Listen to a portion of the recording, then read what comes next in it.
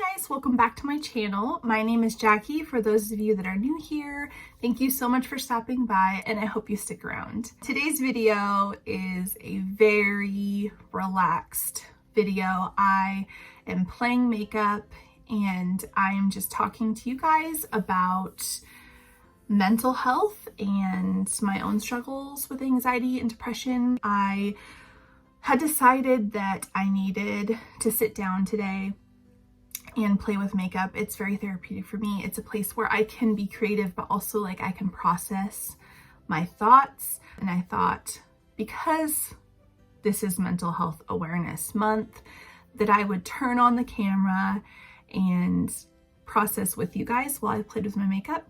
I'm not even sure if I'm going to post this video, so if it makes it up, then I'm proud of myself for being brave because this isn't very easy for me. I talk about it a little bit in the video, so I won't go into too much detail, but I really struggle with verbalizing my thoughts without going all over the place. My brain goes a million miles a minute and it's like my mouth and my brain don't connect very well. I'm better at writing than I am at talking. So if you're interested in watching me do my makeup while I ramble about my mental health journey, then just keep watching.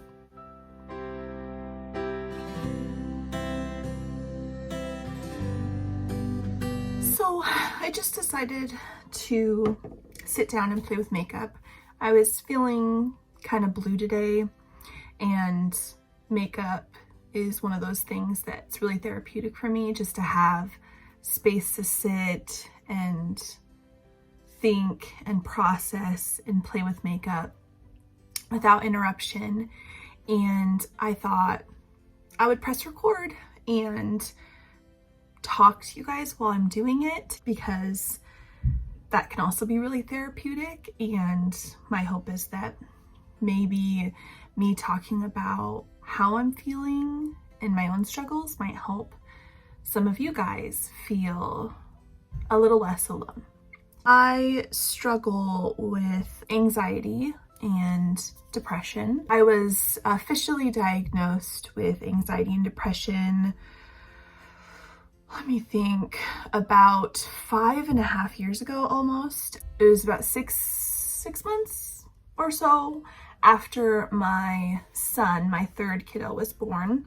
I really honestly believe that I had suffered from it for years, but it just had gotten to a point, probably with having kids and the stress of, taking care of them. And my husband was working full-time while in grad school and, doing homework and interning. So in a lot of ways, I felt like a single parent. So it was very, very lonely.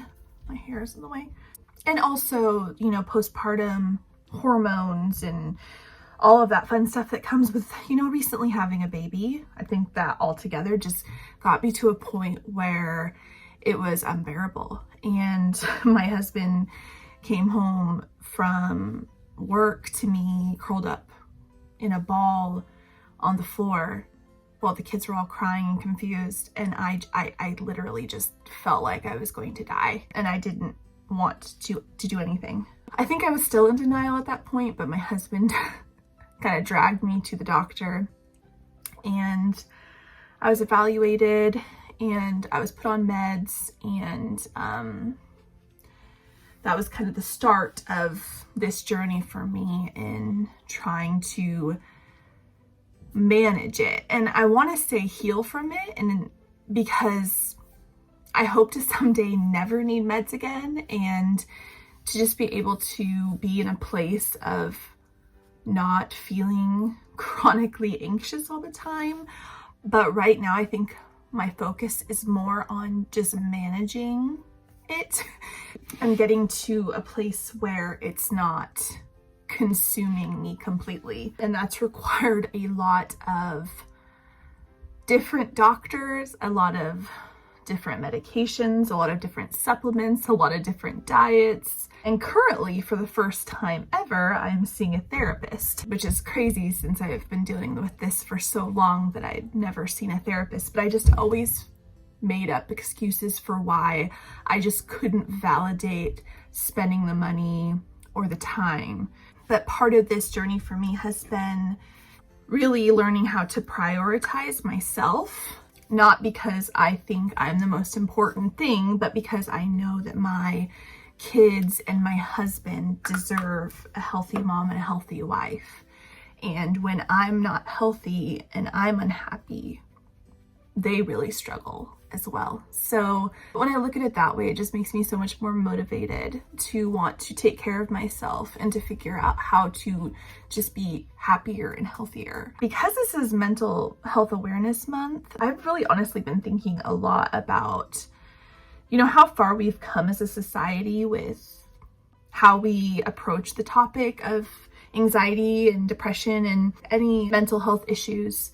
And we've come a long way, for sure, but I still feel like there is a stigma about it. I feel like people still look at it like something that you can control or something that you can just will yourself to stop doing, to stop being anxious, to pull yourself up out of bed and just get on with it. And while I think that when you're really struggling, you have to kind of force yourself to get up and do life, to say that there's a choice behind it is really frustrating for people who suffer from it, because I think we would all love to be able to be happy and not be so anxious to the point that we're making ourselves sick and having panic attacks and feeling like we're dying, and it just robs you of so much joy. And I don't know why anyone would choose that.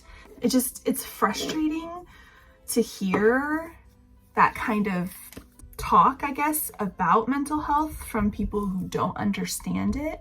And also, it's our brain, and our brain is the organ that controls everything in our body, right? And for some reason, we overlook that organ as something that like we have complete control over, when we don't think about our heart that way. We don't think about our kidneys that way. We don't think about any other major organ that way. We know that those organs can suffer, can stop working properly, and it's, you know, many times no fault of our own. It's the way we're born. It happens by chance.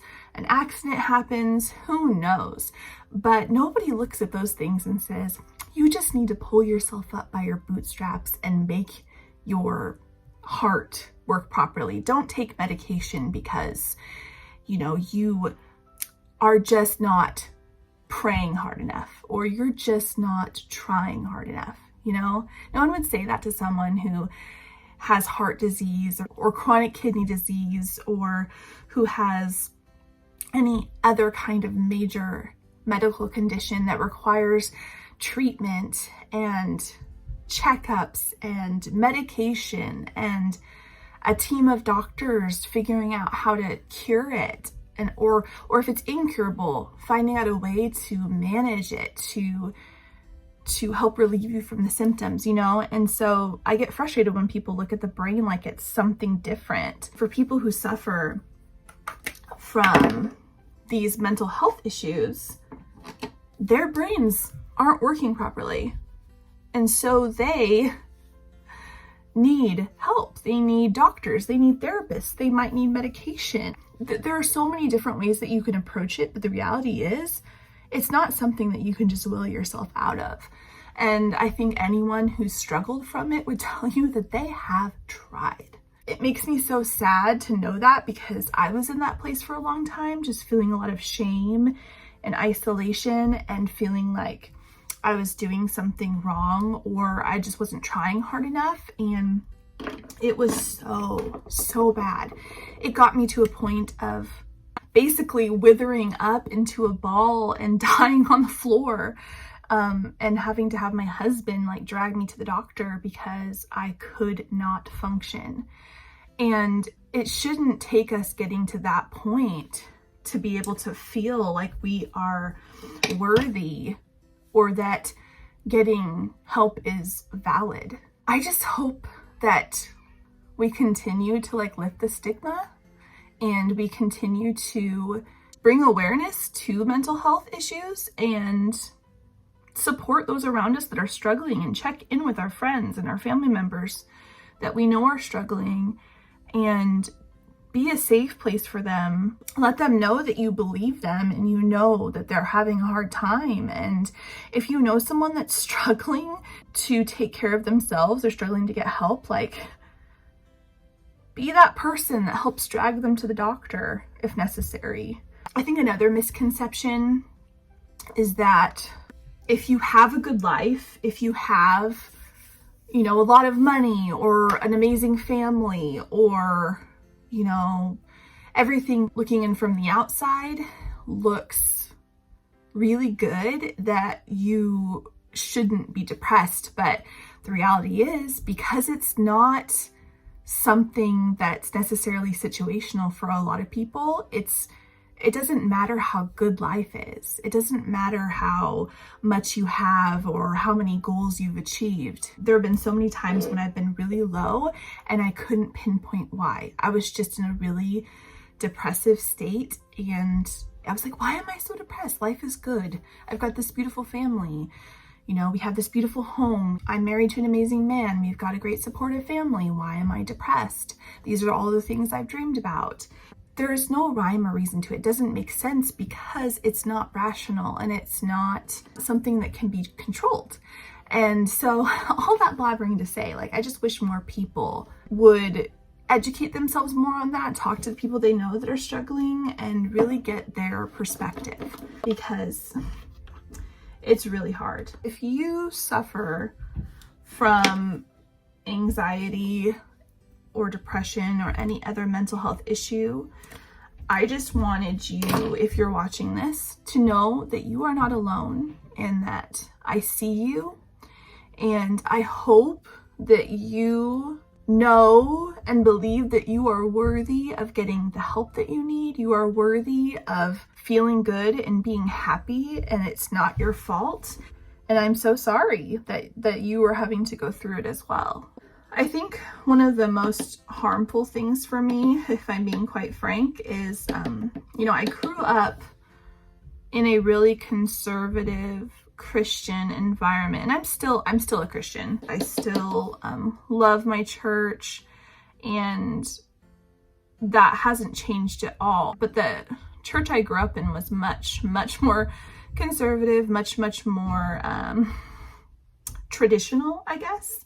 And there was a lot of stigma around mental health and self-care and self-love and all of that. And I think I honestly started struggling with anxiety and depression as a young, probably like preteen, teenage girl.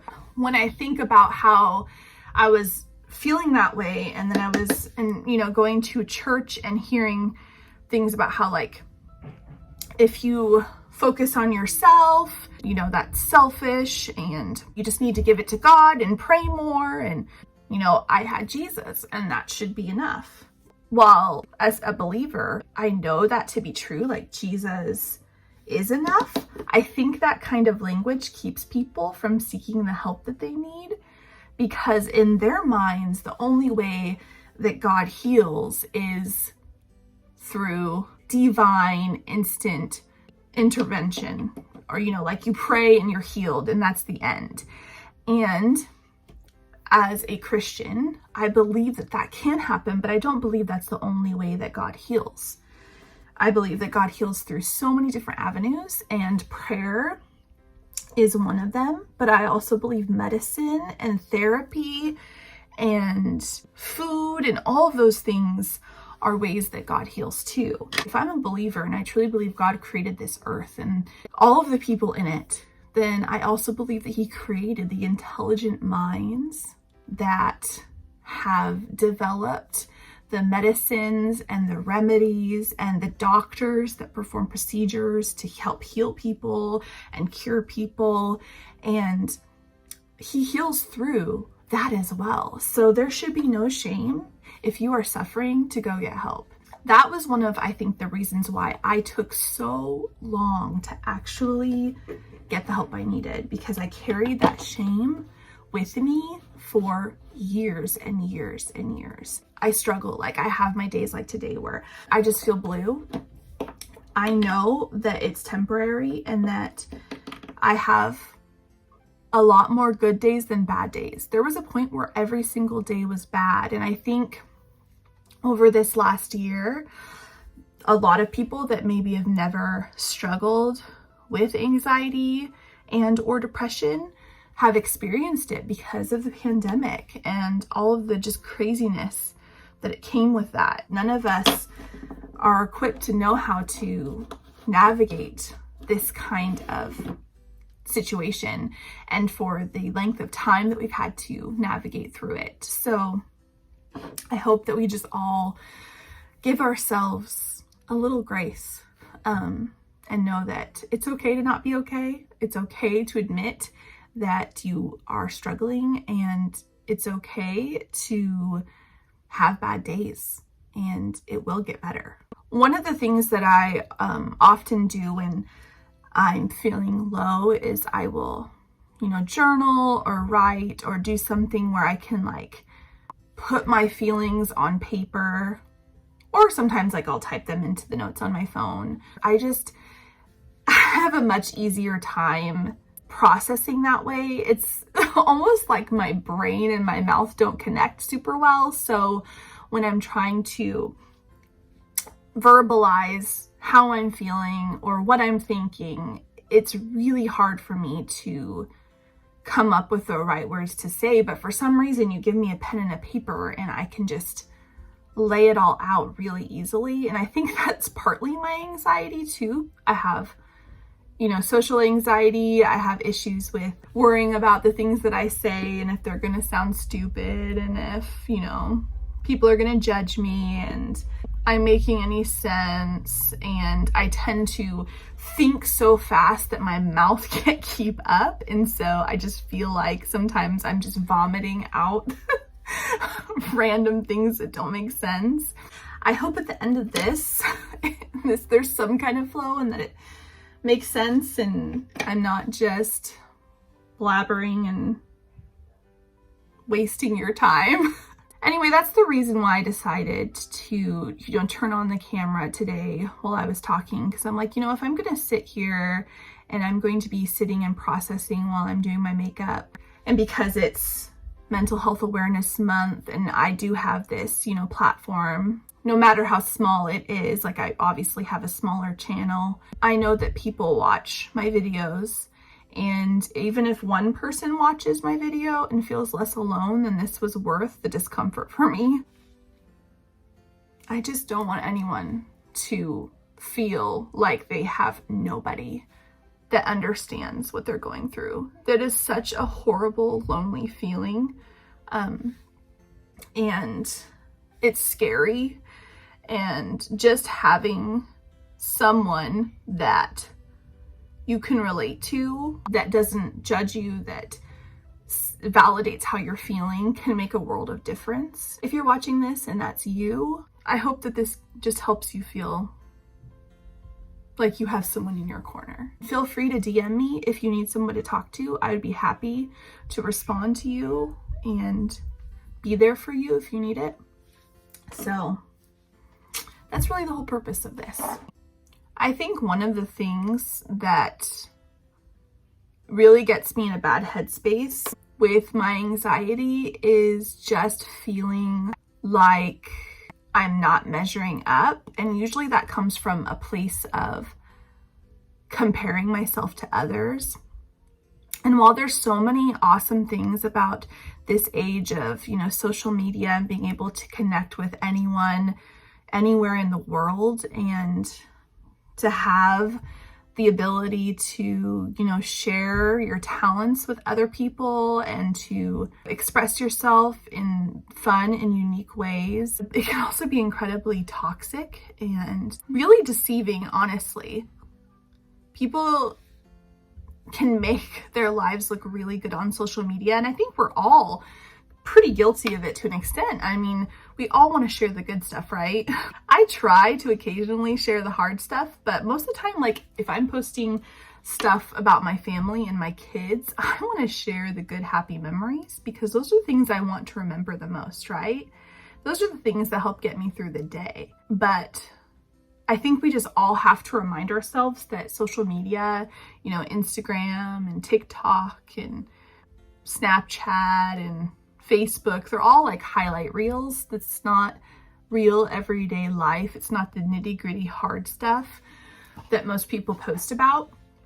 And so what you're seeing is them at their best, right? It's their good, happy moments. Or, you know, even some people presenting it that way because they feel a pressure to do so. I have to remind myself of that all the time. I think the one thing that's gotten a little bit easier for me as I've gotten older is not comparing myself looks wise to other people. Like I've gotten to a place where I'm feeling a lot more comfortable in my own skin. Like, yeah, I would love to lose a few pounds.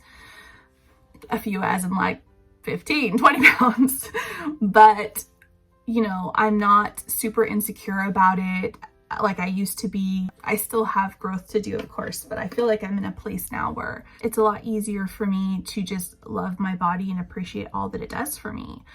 But something I do struggle with when it comes to comparison is seeing how other people that are so much better at Instagram and YouTube and posting content and staying relevant and all those things, where like, even though the whole purpose of me having this channel was for fun, like I still feel inadequate at times because I want to give you guys good content. I want to give you guys content that you enjoy. I don't want to just be not posting often enough or posting boring content that no one cares about. So I do have a lot of anxiety about that. But I also have to remind myself the season of life I'm in doesn't allow me really any more time than I'm giving. Like I'm giving the best that I can give at this time in my life right now. It wouldn't feel right taking more time away from my family than I do. And thankfully my husband's like super supportive and he gives me the space, you know, he takes care of the kids so that I can come and shut myself in the room and play with makeup and really just have this time for myself. But I would never want to ask for more than I already have, at least not right now. I realized that it's really hard for me to do like super elaborate eye looks when I'm talking, because a lot of times super, you know, fancy, dramatic eye looks require a lot of concentration. But that's okay. I'm still having fun and still playing, and that's what matters. I'm trying to do fun colors at least. I'm gonna try something really crazy and see if I can do a wing with this liner, because it's actually really pigmented and I think it would be really fun just to do a thin line up here and then bring this up. Honestly, don't know what I'm doing with this eye look. I'm just playing, which is part of the fun, right? I had mentioned this in my About Me video that I'll link up here in case you guys want to know a little bit more about me. I am an Enneagram 2, so I love to help others, but it's almost like to a detriment to myself because I just don't prioritize self-care very well. And I think that that's also caused a lot of my anxiety issues and even my depressive episodes. So I'm trying to be better about that and prioritizing my health, not just my mental health, but my physical health, and just eating better, which is hard for sure. It requires a lot of discipline and consistency. So I'm curious to know if any of you guys are going through similar stuff. Like, what's your advice? How are you managing it? Because maybe something that you share will help someone else, or maybe you need some more tips and you're feeling like I was, like pretty hopeless, like you just can't make anything happen. Maybe somebody will have resources or really good advice. That's my hope, at least. I just hate the thought of anyone out there struggling and not having the resources or the help that they need. Like, that's just a painful thing for me to think about. I just popped off really quick to put my lashes on because these are new and they're really big. I felt like I needed to concentrate a little bit to get them on properly. But they're super fun. The reason why I wanted to do a really colorful eye look today with dramatic lashes is because these kinds of looks like make me really happy, playing with color and doing something out of the norm, something I wouldn't typically do, just to be a little bit more creative and artsy with my makeup. I really like how this is turning out. I love pink and purple, and I'm actually kind of a fan of this pink wing situation. It's different, but yeah.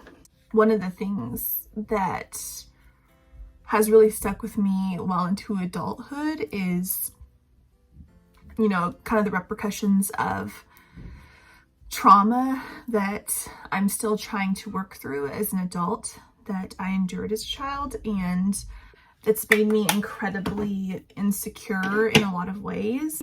Something I'm trying not to do as much, especially with having kids, is being too self-deprecating with my joking. I think I even noticed that I do it sometimes on here. It's just something that I do without even thinking about, but it's because I'm incredibly insecure and I don't know how to deal with that properly. Oftentimes I just feel like my go-to way of dealing with it is just to, you know, make fun of myself. And I really don't want my kids to be, you know, consistently hearing me talking negatively about myself. And I think that, you know, a mild amount of it isn't unhealthy. I think it almost shows a little bit of humility to be able to, you know, crack jokes about yourself. But when it gets to a point of making you start to actually believe those things about yourself to be true, it can cause you to spiral into an even deeper anxiety and depression. And I've definitely experienced that. So I'm trying to be better about that. And on top of that, I feel like I constantly have to apologize for everything, apologize for not saying things right, apologize for my existence, basically. I apologize all the time. It drives my husband crazy.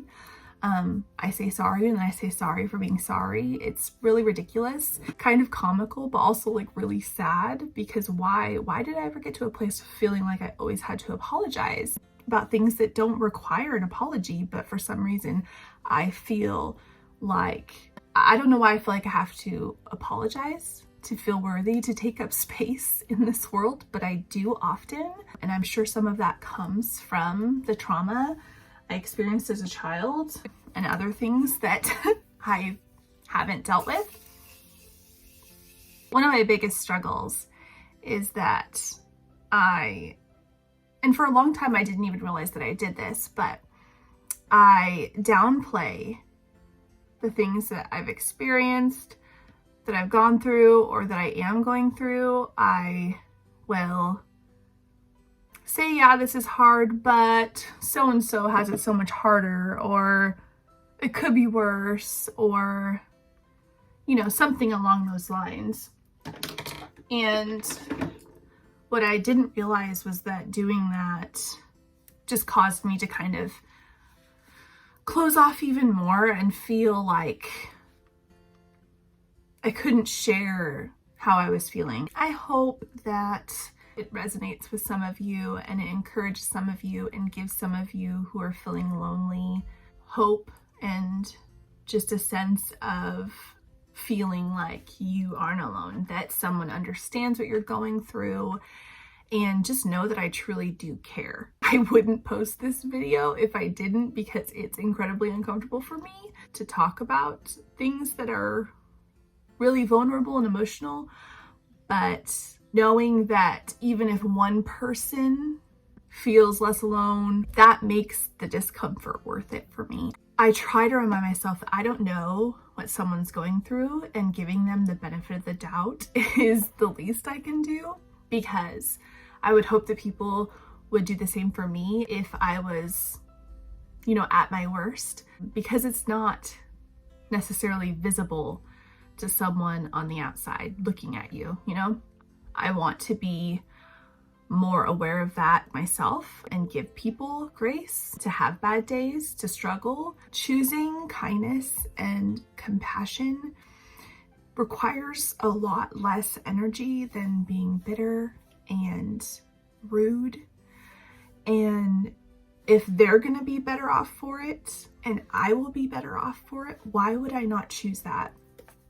And so I just want to remember that, and I hope that that is a good reminder for some of you as well, especially in these times. Everything feels so polarized and people are a lot more stressed and a lot more anxious, and we're all desperate for things to go back to normal, and people are going to have different opinions and views. Most people come to their opinions and their views from personal experiences. So I just want to make sure that I always try to come into a conversation willing to listen, willing to try to understand another person's point of view, allow them to feel safe to share what's on their heart and what they're struggling with, and know that I'm not going to come at them with any kind of judgment or unsolicited advice or opinions that were not asked for. You know, I just hope that I